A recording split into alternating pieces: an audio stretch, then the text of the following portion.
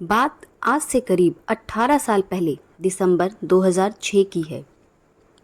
शायद आपको याद हो, हम बात कर रहे हैं दुनिया को झकझोर देने वाली उस वहशत हत्याकांड की जिसका नाम था निठारी हत्याकांड। ऐसा सनसनीखेज दर्दनाक हत्याकांड जिसमें आरोपी गिरफ्तार हो गए, उनको फांसी की सजा भी सुना दी गई। 15 मामले उनके खिलाफ नामजद किए गए, लेकिन फिर 18 साल बाद उन्हें बरी कर दिया गया। पुलिस की टीम छानबीन में लगी थी। कोठी नंबर D5 के पीछे गंदे लाले से एक के बाद एक पॉलिथीन की बोरियां बाहर आ रही थी, जिनके अंदर थे मासूम बच्चों के नर कंकाल, खोपड़ी और शरीर के टुकड़े। लोगों का कलेजा मुंह को आ गया। माओ का दिल धड़कना भूल चुका था। आखिर ये किस नर पिशाच का काम था? क्या माजरा था? धीरे धीरे हड्डियों के ढेर ने पहाड़ का रूप ले लिया, पर पॉलिथीन से भरे कंकाल एक के बाद एक सामने आते ही जा रहे थे। अपराधियों को हिरासत में ले लिया गया था। अपने आंचल के फूलों की इस दुर्गति को देखने के बाद भी मजबूर माँ बाप को कानून पर भरोसा था। उन्हें विश्वास था, वे जानते थे भले ही देर हो पर अपराधियों को उनके किए की सजा जरूर मिलेगी। वे अपराधियों को फांसी पर लटका हुआ देखना चाहते थे। 18 साल तक इंसाफ के इंतजार में उन्होंने धैर्य नहीं छोड़ा था, लेकिन अचानक एक ऐसी खबर आई जिसने उनको अंदर तक तोड़कर रख दिया। आखिर क्या है वह खबर? 18 साल बाद ऐसा क्या हुआ कि लोग कोठी नंबर D5 पर फिर पत्थरबाजी करने लगे? आइए बिना समय गवाए बेरहमी की सारी हदें पार कर देने वाले इस अपराध की सनसनी सच्ची कहानी की ओर बढ़ते हैं। कहानी है 2005 की और कहानी के दो मुख्य किरदार हैं।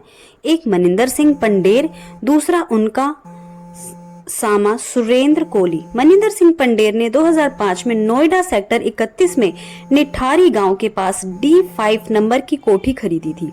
उनका अपना परिवार काफी संभ्रांत और प्रतिष्ठित था।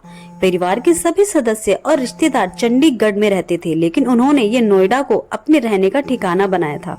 वजह थी नोएडा में उनकी एक कंपनी जिसकी देखरेख उनकी जिम्मेदारी थी। मनिंदर पंडेर काफी पढ़े लिखे, सभ्य दिखने वाले हाई प्रोफाइल आदमी थे। उन्होंने दिल्ली यूनिवर्सिटी से अपनी पढ़ाई पूरी की थी और एक लग्जरियस लाइफस्टाइल फॉलो करते थे। उनकी इस कोठी में बड़े बड़े रसूखदार लोग और जाने माने पॉलिटिशियन का भी आना जाना लगा रहता था, जबकि वे ज्यादातर काम के सिलसिले में विदेश में रहा करते थे। मनिंदर सिंह पंडेर खाने के काफी शौकीन थे, लेकिन परिवार से दूर नोएडा में अकेले रहने के कारण उन्हें खाना आदि बनाने के लिए एक सहायक की जरूरत थी।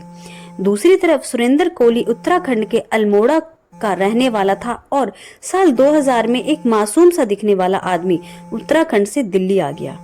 यहाँ वह एक ब्रिगेडियर के घर पर खाना बनाया करता था, जहाँ से उसका संपर्क मनिंदर सिंह पंडेर से हुआ और ब्रिगेडियर द्वारा उसकी तारीफ करने के कारण सिंह पंडेर ने सुरेंद्र कोहली को अपने पास बुला लिया। मनिंदर सिंह पंडेर ने सुरेंद्र को रहने के लिए कोठी की छत पर ही बना हुआ एक कमरा दिया था, लेकिन क्योंकि मनिंदर सिंह पंडेर को फैक्ट्री के काम से ज्यादातर शहर से बाहर ही रहना पड़ता था, इसलिए सुरेंद्र कोहली ही मालिक की तरह इस आलीशान कोठी में ऐश करता था। मनिंदर सिंह पंडेर एक अय्याश तबीयत के आदमी थे, जिनके कारण उनकी कोठी में कॉल गर्ल्स का आना जाना लगा ही रहता था। कई बार कॉल गर्ल्स का इंतजाम करने में सुरेंद्र कोहली भी मालिक की सहायता करता था। सब कुछ ठीक चल रहा था। अचानक बच्चों के गायब होने की घटनाएं सामने आने लगी। लोगों ने अनुभव किया था कि कोठी के पास स्थित पानी की एक टंकी के पास से ही अक्सर बच्चे गायब हो जाते हैं।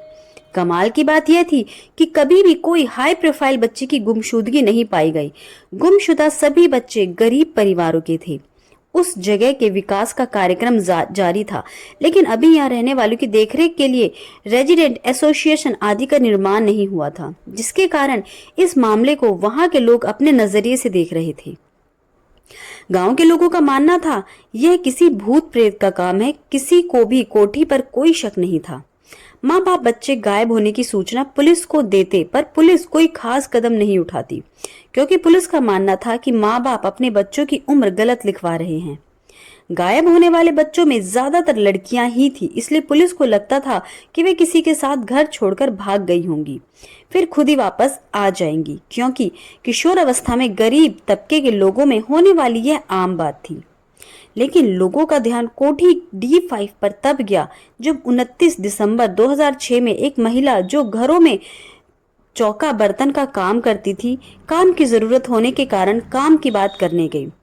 इसने मुनिंदर सिंह पंडेर की कोठी पर पहले भी साफ सफाई का काम किया था, लेकिन प्रेगनेंसी के कारण उसे यह नौकरी छोड़नी पड़ी थी। बच्चा होने के बाद वह फिर से उस कोठी पर काम करना चाहती थी, इसलिए इस लालच में, पैसों की जरूरत में वह वहां पर दोबारा गई कि शायद कोठी में काम मिल जाए।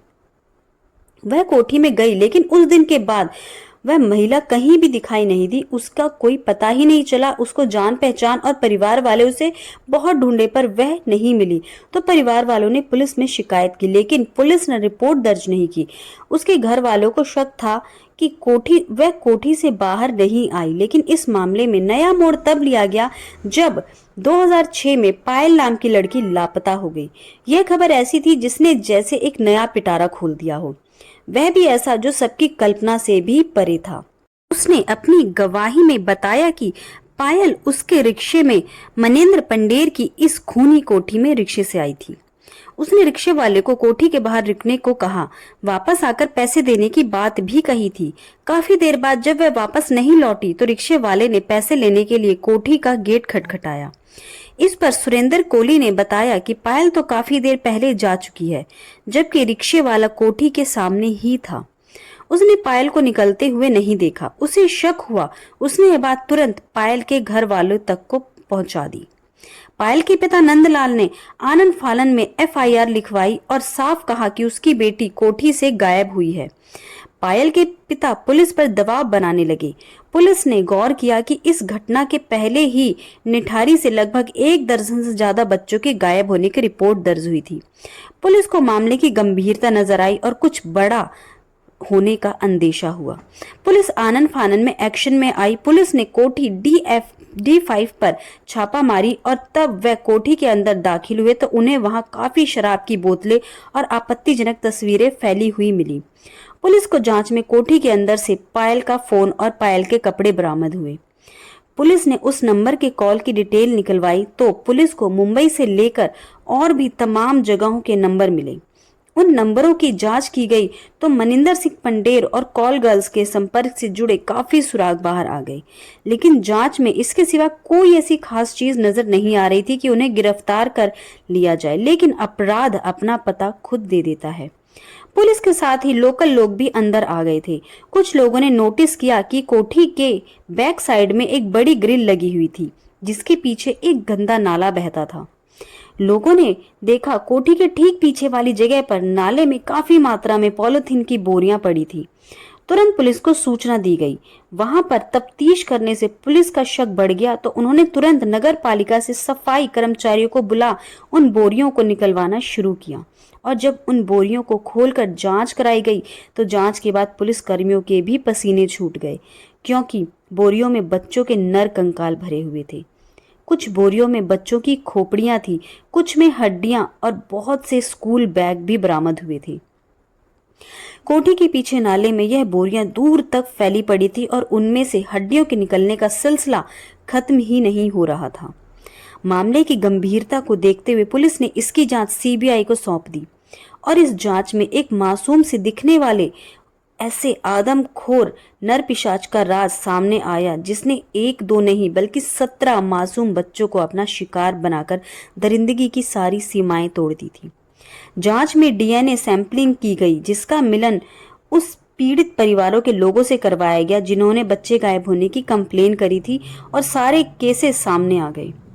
8 फरवरी 2007 को CBI की स्पेशल कोर्ट ने मनिंदर सिंह पंडेर और सुरेंद्र कोहली को 14 दिन के लिए CBI की कस्टडी में भेज दिया और 28 फरवरी 1 मार्च 2007 को इस दरिंदे अपराधी सुरेंद्र कोहली ने दिल्ली में अपना बयान दर्ज करवाया, जिसमें उसने कबूल किया कि वह गांव के भोले भाले मासूम बच्चों को बुलाकर पहले उन्हें गला घोंट के मारता, फिर उनके निर्जीव शरीर के साथ दुष्कर्म करता, उसके बाद लाश के टुकड़े टुकड़े कर देता। इतना ही नहीं, कई बार उन मासूम की लाश के चुनिंदा टुकड़े पकाकर खाया भी करता था और बाकी कोठी के पीछे नाले में बहा देता था।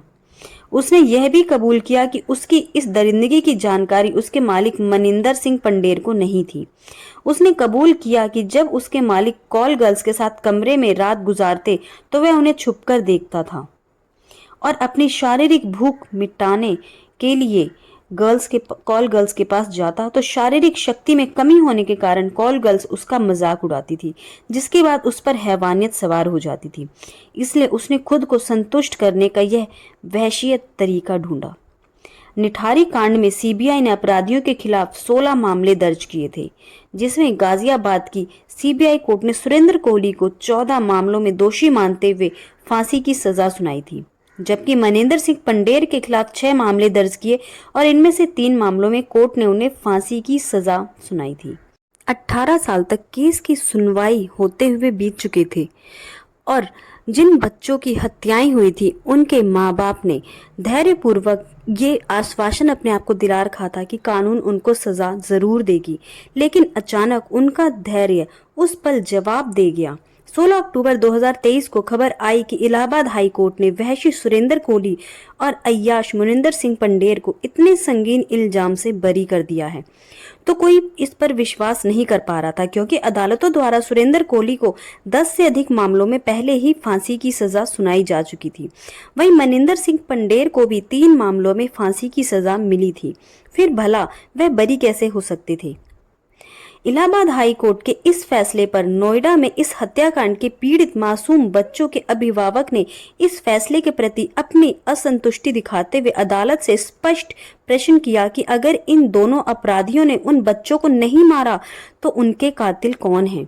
उनका मानना है कि 17 साल धैर्यपूर्वक इंतजार करने के बाद भी उन्हें न्याय नहीं मिला। हाई कोर्ट ने दोनों अपराधी मनिंदर सिंह पंडेर और सुरेंद्र कोहली को सभी मामलों से बरी करते हुए फैसले पर सफाई देते हुए कहा कि सीबीआई ने केस की शुरुआत में मनिंदर सिंह पंडेर और सुरेंद्र कोहली दोनों पर इस हत्याकांड का पूरा आरोप लगाया था, लेकिन बाद में इस मामले में सिर्फ सुरेंद्र कोहली को ही आरोपी बनाया गया और सारा दोष उस पर मढ़ दिया गया। अदालत के अनुसार केस से संबंधित सभी कंकाल पुलिस को नाले से मिले थे, जो निठारी में बनी कोठी नंबर D5 और D6 दोनों के ही सीमा पर थे। साथ ही इस केस में एक भी कंकाल की बरामदगी मनिंदर सिंह पंडेर के घर से नहीं हुई थी। सभी शवों के धड़ गायब थे और शक जताया गया कि यह मामला अंगों की तस्करी का भी हो सकता है, क्योंकि छोटे बच्चों के अंग प्रत्यारोपण की बेहद मांग रहती है। साथ ही शवों को जिस तरह से काटा गया था उसमें किसी अनुभवी डॉक्टर के शामिल होने की आशंका थी।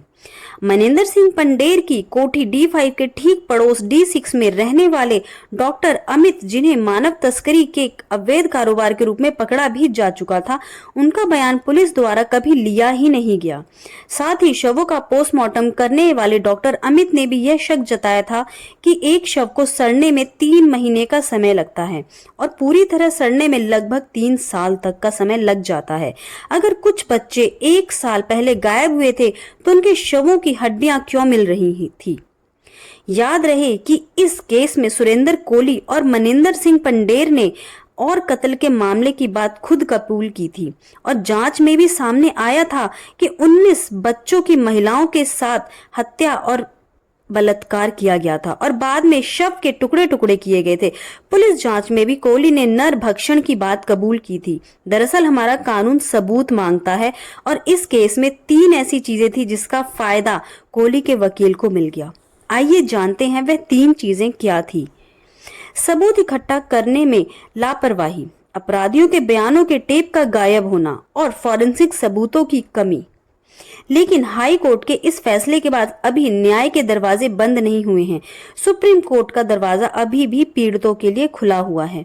सुरेंद्र कोहली और मनिंदर सिंह पंडेर पर हाई कोर्ट के फैसले को सीबीआई ने भी इस फैसले को सुप्रीम कोर्ट में चुनौती देने की बात कही है। सीबीआई के वकील संजय कुमार यादव का कहना है कि इन्हीं सबूतों के आधार पर अदालत ने इनको फांसी की सजा पर मुहर लगाई थी। ऐसे में हाई कोर्ट का यह फैसला हैरान कर देने वाला है। इन सबके बीच सबके दिमाग में यही सवाल अब भी है कि अगर वह दोनों कातिल नहीं हैं तो उन मासूम की हत्या किसने की? बेरहमी से उनके साथ दुष्कर्म फिर टुकड़े किसने किए? आखिर इस घिनौने कृत्य का जिम्मेदार कौन है? फैसला आप करें और कमेंट में ज़रूर बताएं आप कि अगर अपराधी यही हैं और इनके साथ कोई और भी है जो मानव शरीर का तस्करी करता है, तो उनको क्या सज़ा मिलनी चाहिए और क्या हमारे कानून प्रावधान में इतनी लेट सज़ा मिलनी चाहिए। 18-19 साल बीत चुके हैं और अब तक ये केस चल ही रहा है। आप अपनी राय हमें ज़रूर बताएं।